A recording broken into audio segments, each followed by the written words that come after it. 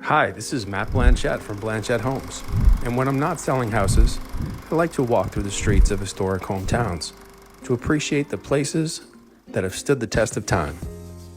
Walk with me. Hello and welcome to another edition of Walk With Me. We are here on the beautiful grounds of Strawbery Banke, accompanied by Elizabeth Farish. Hi, Elizabeth. Hi. And also the best boy on the block, Lincoln, Alabama. Hey, buddy. He's finding all the best benches in town, and he's just leading us along in this tour. He stopped in front of this place, which the address is 16 Jefferson Street. I had to cheat a little bit. I was looking at this place.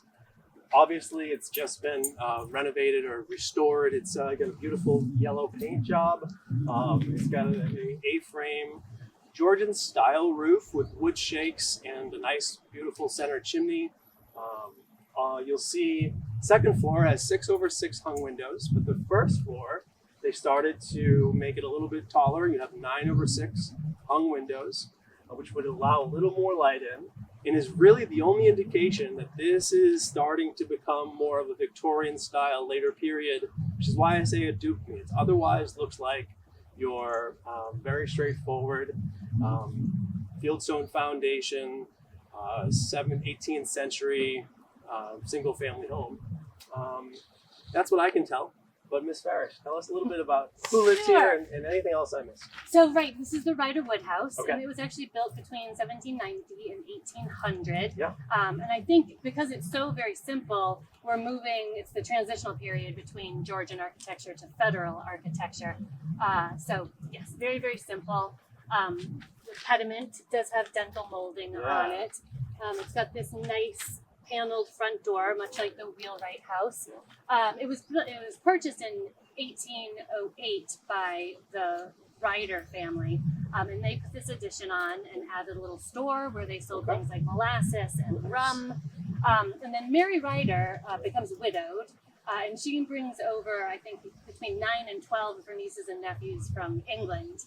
So she sort of sponsors them in their new life in America. Wow. And a lot of the information that we share in this house is indicated by archaeology. So there were extensive excavations here in the late 80s, early 90s, ahead of the restoration. What were they finding in the archaeology? They were finding, interestingly enough, a lot of animal bones.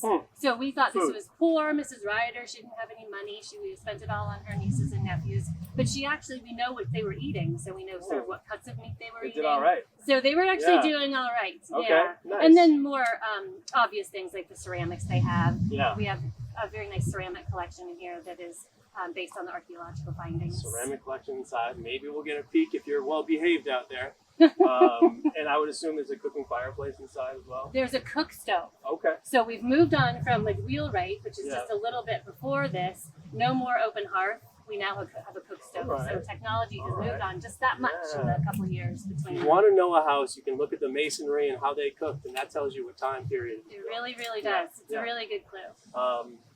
So, which is why I was thrown off by the fieldstone originally, because you don't see that this high, this late. But it makes sense again because we're on Puddle Dock, so all bets are off in Strawbery Banke. Yes, true. Favorite feature of this house? I love the simplicity of it. Mm-hmm. When you go inside, you'll see what I call a dogleg staircase, and it's so worn, and you just know that generations and generations and generations have walked up those stairways. I like the home feel. It feels like somebody's house. Awesome.